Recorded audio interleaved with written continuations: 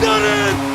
They have gone back to back for the second year in a row! What is up, everybody? My name's DG, and I'm joined, as always, by my lovely, beautiful co-host, Milkman. And we have a special guest, my homie, crew number one, Spencer Whittaker, in the building. What's up, baby? What's up, fellas? Thanks for having me on. Happy to be here. It's a long time coming. And some would say it's a little overdue, but that's all right. It is, for sure. Definitely a little overdue. But it's been a while since we talked to y'all. I missed you guys. A lot has happened. We've been busy, so I apologize. It's on me. As the director, as the ringleader of this show, I apologize. I've gotten a few messages asking when episodes are coming out. I'm sorry. Busy. I have a life. So, with that said. Busy life, too. Busy life. But while we've been busy, the Lightning have been kicking ass, which is great. So, I don't really know where to begin. We've missed a shit ton. So, if you want to go game by game, Mr. Milkman, if you want to go game by game, and then we can talk a little bit more about. Quick recap, and then we can kind of just open the floor and talk with Spencer just about how the Lightning are going so far this quick year. Note as well, Milkman is not drunk this episode, so not too bad. Look how calm he is, guys. Last episode was bad. We're good to go. I got a little hype. We're good to go though. So Oilers is the first game we're gonna start with. And that was back and forth game. That was a fun game. Devin's losing his shit right now. McDavid, obviously, guy's a freaking stud. He's an animal. We can only hope to contain the fella, but at the end of the day, we took a 4-1 lead and ended up winning it. They are one of the best teams up in Canada right now. So I can't take this serious. Let me stop, bro. Let me stop. We need to do. Reel it in. We need to do a side by. No, listen. We need to do a side by side. Milkman, and you know the meme where it's like, "Yep, that's me," and then him being like real calm right now. I'm sorry. I keep getting flashbacks of you being hammered on this podcast. I hope that's water. I got a little hype last week. Yeah, it wasn't hype, bro. You were. I was watching it back, bro. I was dying. Bro, you were twisted. All right, I'm sorry, guys. I'm sorry. I got that laugh out. I'm good. But next game, though, is Nashville. And Nashville is fun. Kind of want to open it up. Don't just want to do a quick recap. Just because we took that shit over. Not only, obviously, the stadium. I think it was like 69,000, something like that. But even the city. I mean, all the bars, the streets, everything. Tampa, just everywhere you saw was Bolts jerseys. And that was fantastic. What did you guys think about the Nashville game? Well, this is why we got Spencer on, because Spence was actually there. So wow. I want to get. That's why we got the expert on. If you don't, I don't mind plugging that. I was in the phenomenal seats. I had a great view. We definitely took the form as a fan base. I mean, I was saying to the people I came with early on, you know, like when you're going to an away team game and you see people from the same team, it's like, you know, go Bolts. It got like no one was doing it after the first day. Come Saturday, no one's saying go Bolts when you saw a Bolts fan because there were so many. And granted, sure, Broadway is, you know, where people out of town are visiting. And of course, when we pulled up to Nissan Stadium, there was a lot of Predators fans at that time. But when it came to the party scene downtown, that was Tampa Bay. And it was fun to see all throughout the weekend up until Monday. You know, when you're boarding the plane back home, filled with people still wearing Lightning gear. It was a blast.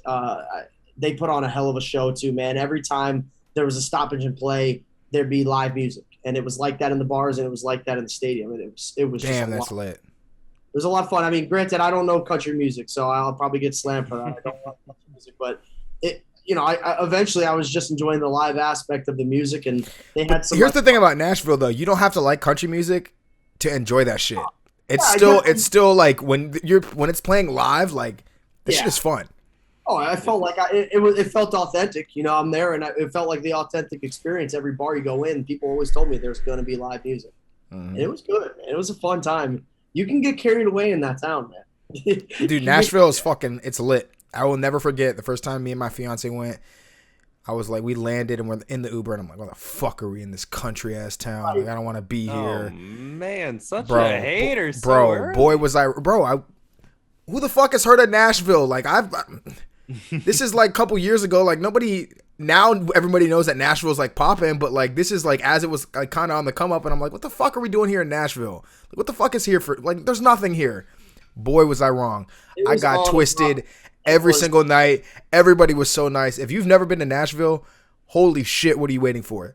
That place is electric. That's what I was gonna say too, bros. They were really nice, like in town. Like it was actually pretty like shocking. You know, like I thought, Florida we're pretty nice, Tampa we're pretty nice. We're jerks compared to there, man. Listen, first night we're there. There's a bar called Winners and Losers, right? I end up meeting, I don't know how, drunk talking, meeting the owner of the bar. He owns both bars. It's called Winners and Losers. There's two separate bars, and then he owns this other place called the Dog Pound. I drank free. Me and my fiance drank free the entire weekend. This dude, just based off a conversation, like he's like, oh, you're from Tampa? Come on down, blah, blah, blah, blah. Drank free. I'm talking about I swear, we watched Football Sunday there, like a $400 tab, wrote it all off. Like, dude did not care. Like, yeah, I had an amazing time in Nashville. I don't know. I was probably drunk talking some shit. Sounds like you had a different experience than I did drinking wise, because I calculated when I got back, man, I spent like $700 on drinks. And like, yeah, of course, I was drunk as much as the next guy, but $700. I mean, they were definitely not the cheap drinks out there, but it was fun. Nah, that's not like Vegas though. Vegas, you'll get a Red Bull vodka, and that shit will be $36. I said, what? Drinks in Vegas are so expensive, that shit makes you want to buy a section. You're like, I might as well just buy a section. If I'm going to pay $36 for a damn Tito's and Cran, Red Bull. I was on the gin and tonics all weekend, man. I was in a gin mood. Hey, gin and tea. Never go wrong. Never. I'm more of a gin and soda guy. You can go wrong with that, though. You can't go wrong. Saying that's because you haven't had a good one. What you need is Papa Wick. He'll make up a nice one. Okay. I'll try it out. I'll try it out, though. I am a little... Tell me, what's Devin? I am a little jealous, though, that you were able to go to Nashville, because I definitely wanted to go, but I was in a wedding. So shout out to my selfish fucking friends, Kiara Chapman, now Abraham, and Devin Abraham, for having your wedding the weekend that the only time in Bolts history that they played outside. And I missed it for you guys. So I'm a little shocked that you weren't there. I was in a wedding. In a wedding. And I DJ'd a wedding the night before their wedding, because their wedding was on a Sunday. So I kind of fucked myself scheduling, and also I was in a wedding. Because the game was on Saturday, but I was watching the game while I was DJing on the clock. Okay. So I know. Okay. That makes it completely. It is what it is, brother. It is what it is. We're gonna get another outdoor game based on how much we showed out. Oh, absolutely. Hopefully it's next year, because I will be there. I doubt they ever do one in Tampa, but we will be in. Hey, I heard on the news that it's possible. It's not officially gonna happen, but it's possible. There's a 10-day window within like February or something that it's consistently like cold enough to have an outdoor game, which would be, if they did that would be absolutely incredible. What would happen if they planned one and it ended up being really hot? What would they do? Cancel it. I mean, yeah, that's what they had to do in who played in it last year? It was the Avalanche and maybe the Kings or something, but it was like on a lake, and it was a dope ass view, but it was cold as fuck outside, but the sun was so bright, it was like melting the ice, even though it was cold as fuck, and they had to like cover the ice, and they had to wait. So this shit's possible. Next year too, again. Say what? It's Nashville's in next year's again too. Really? Yeah, they're them in Carolina. How were the fans though? How were the fans like overall? Like, I heard conflicting stories. Some saying they were nice, some saying they were mean. Like, what was your experience? I had a good experience. I was sitting next to this girl who could have cared less either way, and she was in a Predators jersey, and honestly, we were cracking up the whole time. I was eating my words when they went up 1-0 on us, but I definitely had the last laugh and the second laugh and so forth. Turned it on. It was fun, man. Was there a goal horn? Because I had to listen to it on the radio on the way back from my. I really don't recall. I'm assuming there was. They played live music right when they would score, every time. So that probably was the goal horn. Honestly, was the live music.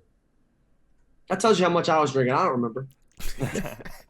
It was No, good. but You brought on the honestly, wrong you fucking nailed the person. on the. You nailed the no, I got it right in there. On the head. You nailed it on the head. You hit the nail. You hit nailed the it on nail. the head. Yeah, that's what I was looking for. Nailed it on the head there because we were down one early, and not obviously what you wanted to see there. No, but at the end of the day, they turned it around, and as soon as they turned it around, I think it was Braden Point who deflected it in the air there on a power play. Once that happened, Cooch another power play, and finishing it up with Stammer to finish it up 3-1, and that's how we took the lead. Were very vintage too. It was like both of like the classic goals from each of those guys. So that was fun to see. Yes. I will be honest, you couldn't really see the puck based on where I was sitting because they set it in however many yards. I could barely see the puck. And there's no netting. There's no netting over the. Oh, dude, when a puck would come out, it would soar. Like we saw some pucks go the distance, bro. There's no net. It was fun, man. It was definitely. That's unique. scary as fuck. Like I said, it was so set back from the stands. I don't give a fuck if that shit's going. It's 100-mile-an-hour, like fucking slap shot over the fucking glass. It's hitting Timmy right by the jumbotron.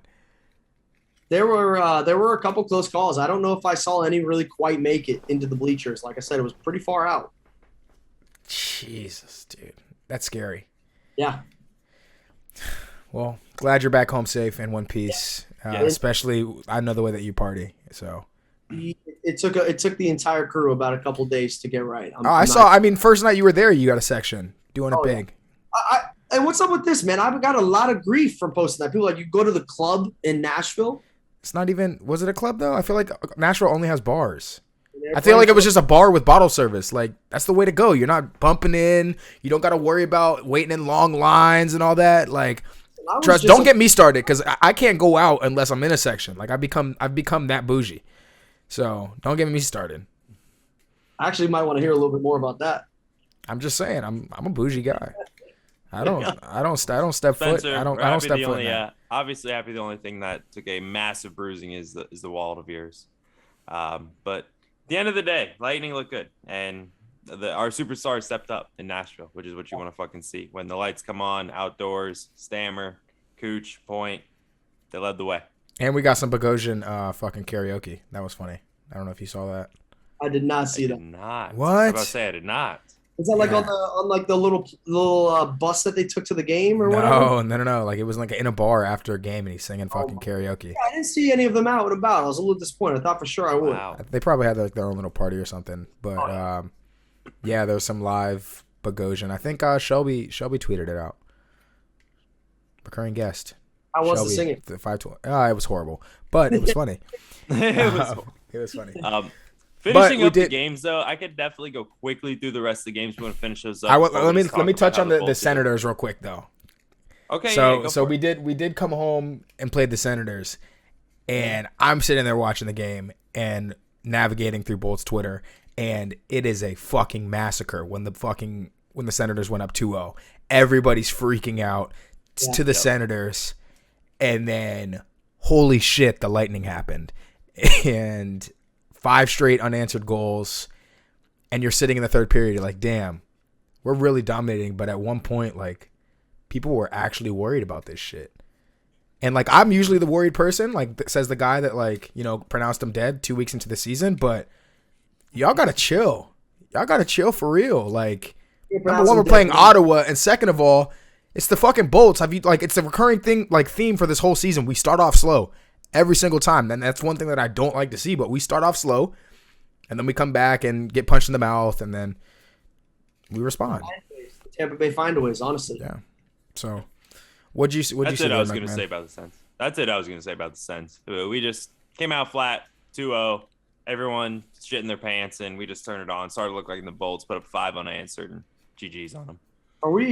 Pens was a different Pens story, is a fucking rough one. Absolutely different fucking story. That was a bad. shit pumping.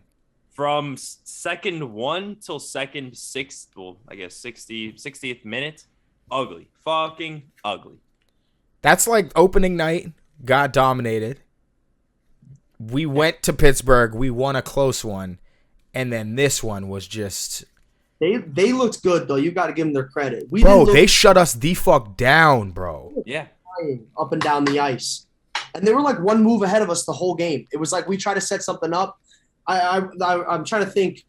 One of the announcers was talking about how they were not allowing us to get that cross pass ice that pass that's cross ice that we lean on so much to get rushes started, and so we kept getting stuck at the blue line all night. It was a hard one to watch. And I was waiting. Like after the first period, I was like, okay, like they got us here. Like what adjustments are they gonna make? And I didn't see any adjustments. Like we continued to get shut down, and Malkin was not. Who did? Malkin? Malkin. Yeah, he was hitting some dirty moves on all of our play, like making them look bad.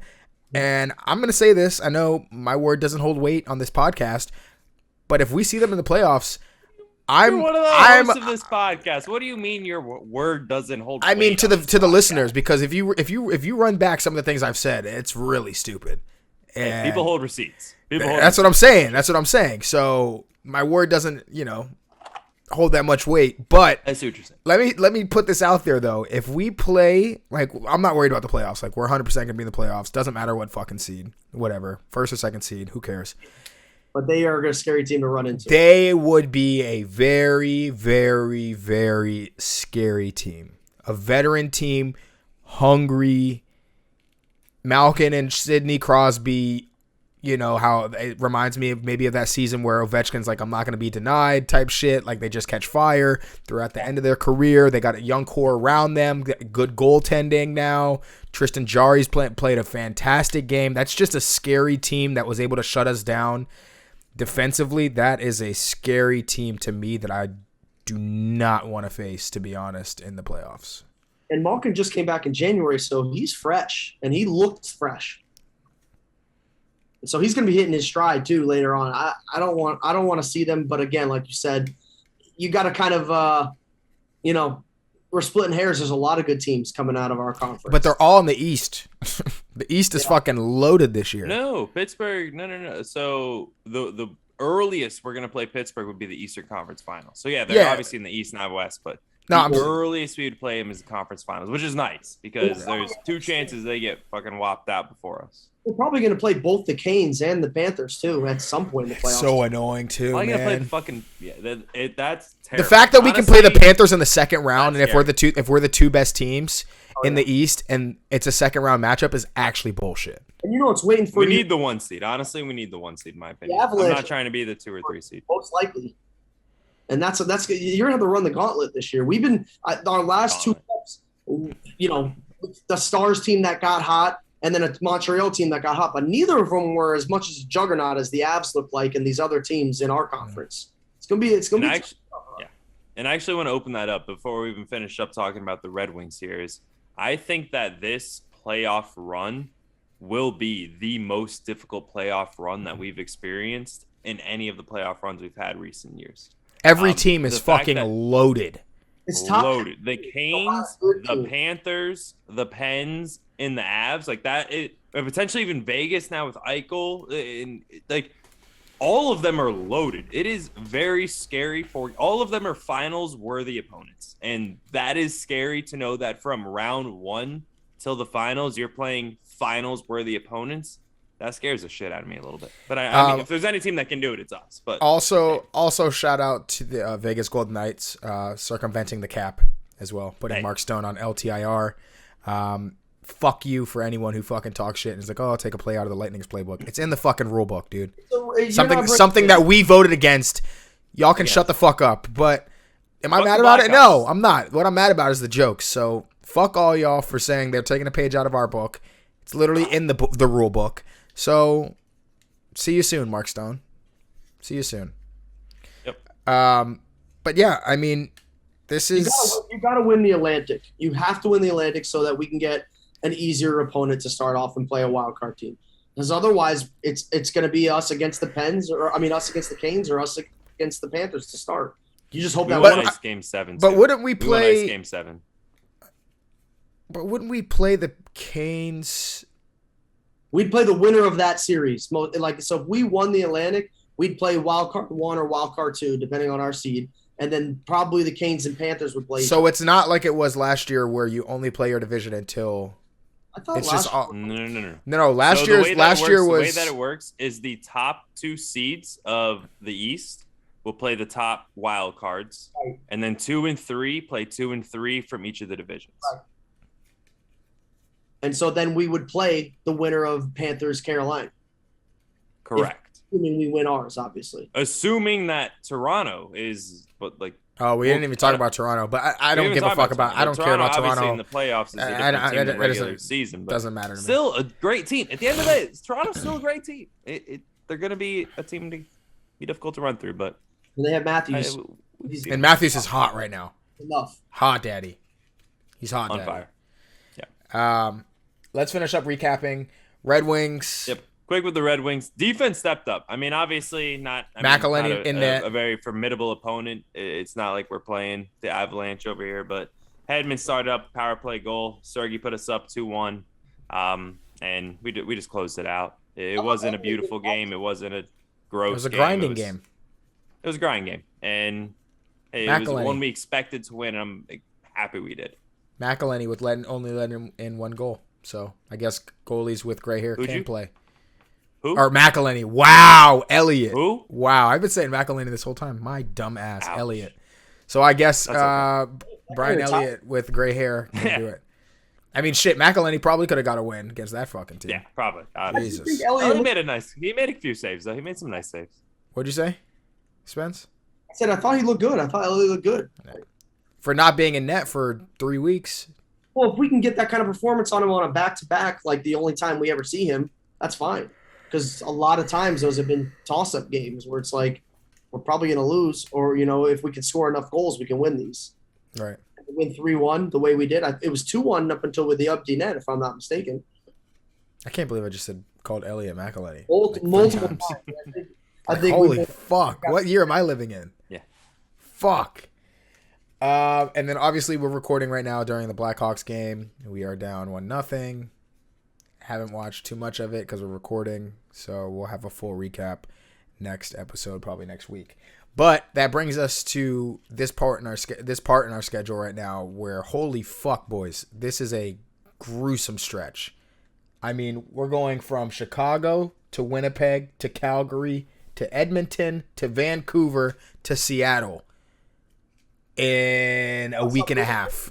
They got us going across entire Canada and then back down the other coast, and then they come home. Holy fuck. That's a gruesome... If we go 3-3 on this road trip, I consider that a fucking win.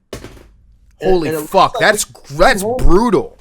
One home game, and then they send us back on the road for 4 games. Carolina, Boston, Red Wings, and the Islanders. Holy fuck. Who made this schedule? You know what it is, That's man. horrible. I don't want to see it. I'm going off on a limb here. Even knowing that we're down 1-0, a pretty decent amount into this game, we're 4-1-1 after this. 4 solid wins. You're putting your undefeated. This is not undefeated, but your streak. You're putting your streak on the line. 2 months almost, like a pretty solid 2 months of getting almost every 4-1-1 correct on what we're gonna do. I think that we're gonna be 4-1-1 is my guess. Knowing we're down 1-0 Chicago, I think this is one of the games we come back and win. That's all I think we do. So let's see, 4-1-1. We don't look I'm bad going right 3-3. No, it was 3-3? just one bad play. We look like we just need a couple. Fleury's a fucking fantastic goalie too. Like, let's not act like he did not just win the Vezina, now. What do you guys think about even though he goal? shouldn't have. You guys like his gold pads? Yeah, he looks like he's from the fucking 60s. It's I think fucking he was- sick. I like him. Doing him. I mean, the announcers are fucking salivating out of their mouth. Oh, the original 6. Oh, the pads. Oh, right there. I think it's a little more NBC than ESPN, but yeah. NBC was the fucking worst with that. Literally the worst. Oh my god. Those games were like, should I mute this? And It was. It's bad. It's so funny though, because all the people from NBC, like, they all got picked off different places. Like, some are at ESPN, some are at TNT. Like, they really straightened them up. Like, listen to those broadcasts. Like, they're actually bearable now. Like, I think it was the program directors at NBC that were just hockey purists, like 80 years old, watching the fucking Miracle on Ice, like, fucking original six. Still confused that Florida has a team that's good. Yeah, seriously, like, what the fuck? God damn! Like in the program notes, like, do not give credit. Any hockey team that's good at all. That's not fair that they have a hockey team when it's warm. And the craziest thing is, like, I don't know why they hate us, because then they'll go around and they'll turn around and they'll, like, respect the fuck out of Phil Esposito, like, legend of the game, blah blah blah blah blah. He's the fucking reason that we're here, and you're shitting on us. And anytime that they talk to him, they, like, suck him off, as they should. Like, he's he's a legend. He's a legend. But he's the reason that we're here, and I just don't understand why they hate on us. I have no answers. Really don't. Something new. We're something new. And like you said, those are purists. And I do believe what you said, too. NBC was really on that, original six purist game bandwagon. Those games used to be so bad. What was the name of the guy who was, like, the worst out of the entire group? Bush? Yeah, Bush. Hey, Bush. Oh, fuck. Who was it? No, Eddie Olczyk. And now Eddie Olczyk was the fucking worst in that shit. When I listen to the ESPN broadcast, they're like a breath of fresh air. They got some good guys on there. Yeah, Buchagras is pretty good. He's decent. You gotta like. And then you gotta. I'm actually a huge fan of Biz. Oh yeah, on TNT. Biz on there. Yeah, he's funny as fuck. Absolutely. No, but I'm talking like what you're listening to, like, during the game broadcast. Like, they have the Kenny Albert. Is that the one that I thought he was. He's on TNT. I'm almost positive. It's Bucci, and then it's like Chelios and what's his name, the third guy that ESPN has. They're good. Oh yeah, they're decent. But I'm talking about the TNT broadcast. It's fuck. It's Bush. Definitely Bush is on there. I don't know I think it's Kenny Alberts again. But they have different program directors, and it's not as bad, to be honest. Because I heard it was the I think it was a Lightning broadcast. It wasn't that bad for the outdoor game. Randolph.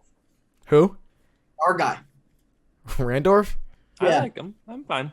Sorry. You remember his game that he did where we were playing against a third string goalie and that guy was balling out and it was like unbearable to listen to? It was a playoff game. And he was like all over this goalie that was balling out against us. I knew it was bad when my dad, my 59-year-old dad, rips off a tweet roasting him on it. Was that the Panther series? I think it was. They had like a third string emergency goalie come in. No, it wasn't third string. It was Spencer Knight that fucking came in. He's gonna be like a goat. Because they had whatever the fuck, the dude that went to Seattle. They had Bobrovsky, and then they had Drieger. Spencer Knight. And then fucking Spencer Knight came in and shut us down, and everyone was like, we're fucked! And then we go out and we win the next game. Like, shut the fuck up. You got to think Bally Sports called him in after they Hey, Dave. What are you doing? Are you aware that we're cutting the checks? Which is why, we've been spoiled for so many years, right? And with then Rick Peckham. Right, and now we get Randorf, and I'm like, oh, God. Like, he's decent. It's just... It's different because it's Canadian. He sounds Canadian as fuck. And we're in Tampa. Like, Rick Peckham just was like, just a dude. Like, just a dude calling hockey. I wish we could have had Rick Peckham for, like, just forever, man. That to me was the voice of my childhood. Like, I was about to say the same thing. Like, I just remember eating dinner, coming home from football practice, turning it on and hearing fucking Rick Peckham. A legend. Legend. Mm-hmm. Yeah. A word that Randorf has taught me, though, and I don't know if you guys know this before. I swear you'll listen to all of his broadcasts from here on out. You're going to hear it, and you will not be able to unhear it. Carom. I don't know if you know the word carom. Yeah. Heard it. Caroms around the boards. It caroms off of his stick. It caroms to the point. He loves the word carom. He uses a minimum 7 times a game. Carom. I don't know if it's a Canadian word. I don't know if it's his favorite word. No, it's a hockey word, bro. I've heard it. Like, I play fucking NHL and I hear carom. I wish we could have just like. He's a huge carom guy. Like when we lost Rick Peckham, we should have just gave Dave Michigan the role, and just kept. Yeah, but he belongs on radio, bro. That's like imagine watching. No. Let me paint the picture for you, okay? We're on this road trip, this Western road trip, right? And it's fucking 11 o'clock at night, and you fell asleep with the fucking game on, and all you hear is Stars! Bro, come on, bro. That's actually really good. That's actually really good. You know what I'm saying? So, like, bro, that's when you're on the radio. Like, nobody falls asleep with the radio on. You know what I'm saying? Like, you can fall asleep with the TV on, and when you tune into the radio, you're prepared for that. You are mentally prepared for that. You need that in the car at 11 too. Yeah, that's what I'm saying. Like, you're driving, like, you need something. Like, it gets kind of like, pass it to Kucherov, point in the middle. He says, "He scores!" Like, you need that. You need that to keep you up. But maybe a sad day when we lose him, because it's going to be another Randorf that comes in. Oh, come on, bro. Get off my dog, Randorf. He's a good guy. He hears this, man. He's not that bad. He's not that bad, bro. Boys, I think you're drinking the Randorf Kool-Aid a little bit. My fiance just peeked her head in. I think that's the shut the fuck up. Stop screaming. It's the neighbors are calling. It's 8 o'clock. Yeah. You think I would learn my lesson? One time. Now they're gonna call the cops. Hey, but can I help you? Okay. You're representing Michigan. I mean, if you're going against that, there's no other way to do it. Yeah. All right, so let's hop in. We just talked about the schedule. Brutal. We'll probably talk to you guys next week. Let's jump into the shoot the puck segment. There's been way too much for who needs to step up and all that stuff. It's just too many games to cover. So we'll just hop right into the shoot the puck segment where we let our guests go first. So Spence, if you don't know, this is your time. You have the floor, about a minute. Go on a tangent, whether it could be about anything, about the team, whatever. You go first. I'd like to talk about our captain, Steven Stamkos. Mm-hmm. What did he just get? Like the third star of the week, or was it third star of the month? He has been playing in vintage Stamkos form, and we need it right now. There's a lot of guys. I know the Belmar line has been stepping up a lot lately, but Stamkos has been playing some hockey. I've really liked what I've seen from him, and I got to see it at the game. He looks like I felt like I got too used to watching a banged-up Stamkos that now I'm seeing him, a healthy Stamkos. I'm so happy to see him balling out again because we rely on him. And a lot of the times where I see Kucherov get down when the puck's not going in the net, Stamkos doesn't get like that, man. He's just such a floor general in the hockey term that I love watching him. And the goal that I got to see in Nashville was so, like, from the office. It was so nice. And let's keep that going. If we keep this Stamkos going, there's no way you can stop us in the playoffs. Mm-hmm. Once we start getting production from the guys, like, I'd like to see Palat putting some more goals in. He's been a lot on the assist, which is what he does. I'd like to see the puck get spread out a little bit more with the goals. I feel like we're leaning a lot on our stars to score, but that Belmar line has been playing well too. Absolutely. The Corey Perry line and the Belmar, they've been playing well. And I guess that would be the end of my tangent, is that I've been really liking what I saw from Corey Perry lately. I didn't know what we were going to get with him when he started. He was so do. Just wait till the fucking playoffs, because every time you play against him, it's like, fuck him. Did you guys, I looked this up before the podcast, just out of random. You gotta know that obviously since we've been a team, we've already had 10 captains in our history. And did you know that Vinny Lecavalier was only a captain for like 1 year? Yeah, I knew that because Stamkos. That run. Then it was Stamkos, and Stamkos and St. Louis split Stamkos' first year, and that was St. Louis' only year as a captain too. It was Andrechuk. Andrechuk was the captain for the longest, though. Right. And before him, it was like a mix of Lecavalier for a year, and it's been Stamkos for a run now. So I'm just thankful for the captain, man. He's got to be the longest tenured captain, right? By far. 100%. By far. I mean, Tampa legend Steven Stamkos, like, is never going to move. It's so cool for our generation, too, because if you're like me, you remember the scene Stamkos. Oh, yeah. Like, that's why when you get 18 years old, say whatever you want, that's all the time, every time. Steve. Can you imagine someone like that said like he should have been traded? Like, what idiots would say that? There's a freezing cold take out there about there. There has to be.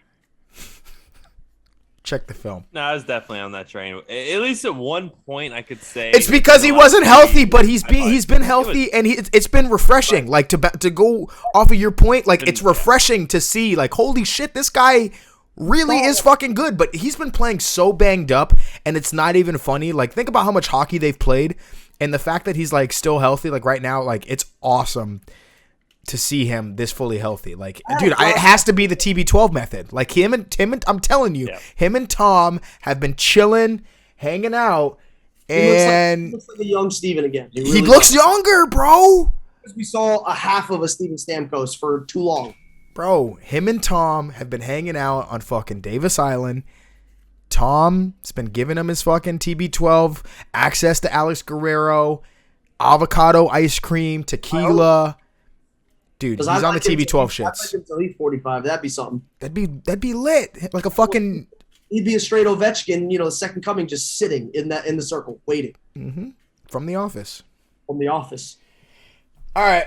I'm gonna go with my shoot the puck take, and I know I'm not gonna steal Milkman's. I know you won't take mine either. Mine goes out to the fucking Tampa Bay Lightning fans. Holy shit! Was that your take? I had one of two takes, and that was gonna be one of them. So all right, cool. I saw the way you look at the camera. But no, shout out to the fans. Seriously, like we are now like a household name. Can you guys hear that? No. Oh, jeez. She's screaming on the phone. Opens my door and is screaming on the phone. My bad. But you have made Tampa Bay like a well-respected franchise. Like every time we have away games, it wasn't always like that. It really wasn't always like that we traveled that well. But everyone in the national media was raving and hollering about how we took over Nashville, and it was awesome to see everything on Twitter. I wish I was there, man, but it was awesome to see all the blue everywhere. So shout out to all of y'all. I think they said there was probably around 30,000 Lightning fans, or 25 to 30,000 Lightning fans. That's a shit ton of people. That's more than Amalie Arena holds itself. That traveled to fucking Nashville. That's incredible. So shout out to y'all. And be that fucking Thunder, because we're about to go on this fucking magical run again, and we need all that energy, and we're going to turn that fucking library up once again. The sold-out library. Did you guys see real quick the one terrible article that came out about the Lightning fans? Whoa! My Shoot the Puck segment is about Mr. Big Tennessee of Barstool Sports, Spencer. Let me talk about this motherfucker on here, please. Oh my God. So I thank you for prefacing that for me, because I agree with you, Devin. Obviously the fans, they stepped the fuck up. They went to Nashville. They've talked about it. Just in general, we've encompassed the whole Tampa sports life. We're Tampa Bay. But this Mr. Big Tennessee, that's his name on Barstool. Right. The worst. He goes and says that he now doesn't even respect Tampa fans. That we're just entitled motherfuckers that just walk around streets in Nashville saying that we're just better than everybody else. We are. Talking about like, no, calm the fuck down. Us Tampa fans, we know where we came from. We know where the Lightning used to be. We know where the Bucks used to be. We are just enjoying that we are on the top of the mountain right now. And if you're not okay with that, go fuck yourself. Right. Because we're winning Super Bowls. We're winning Stanley Cups. We're going to World Series. Our Tampa Bay Rowdies, we're even winning those. We're doing it all. And so if you're mad that we traveled and we took over your big Tennessee city of Nashville, I'm sorry, but not even that sorry. So go. No, you're not sorry. Go fuck yourself. Oh, he's out of here. And thank you. But this is the craziest thing to me though. You are fucking yourself over. 110% fucking yourself over. Talking shit to people our age. We are the first generation of the three sports. We are the diehards. Like you can say that to an older person that came down here that maybe flip-flopped and things like that. But we are all three Tampa natives. Diehard Rays, diehard Bucks, diehard Lightning. That's why when anyone makes that argument, I'm like, shut the fuck up. I eat, sleep, and breathe this shit. And as we're talking, Lightning get on the board 1-1. Let's go. Damn, you're fucking faster than 4-1-1, baby. I just want to say one thing about that article. It came off to me as someone who has no idea that the city of Tampa and the Lightning have wanted an outdoor game forever. We've been relevant since outdoor games became a thing, and we have yet to get our chance. So it was like, finally. So we came out in big numbers because we've been waiting for this game. we've been asking for one for years. We've been damn too good to not have a game. They're just playing, any other team most years. Why haven't we had a chance? And that's how I took it when I saw all the fans that came. Plus, it's a fun town. And if you're from Tampa, you're like me. I'd never been to Nashville. So it was an opportunity to go. It was a perfect excuse to go. Did you just see that goal by Radish? That's why I opened my mouth the way I did. Holy fuck! That's nice. I am moist. My TV to basketball over here. The boys are buzzing now. The boys are buzzing now, too. Oh, my God. Wait till you see that highlight. Yeah, let's wrap it up. So we can 40 minutes. Love you guys. Sorry it's been so long. Spence, thank you for coming. Fuck you, Big Tennessee. Fuck off forever. Whoever the fuck you are, Big Tennessee. Yeah, just fuck off. Fuck off, Big Tennessee. Fuck off. And fuck off to all the people who say that we're not real fucking Tampa Bay fans. You're talking to 3 of the biggest fucking Tampa Bay fans right here. Go Bolts, go Bucks, go fucking Rays. I hope the first fucking baseball. Fuck, fucking fuck. Let's go. Deuces.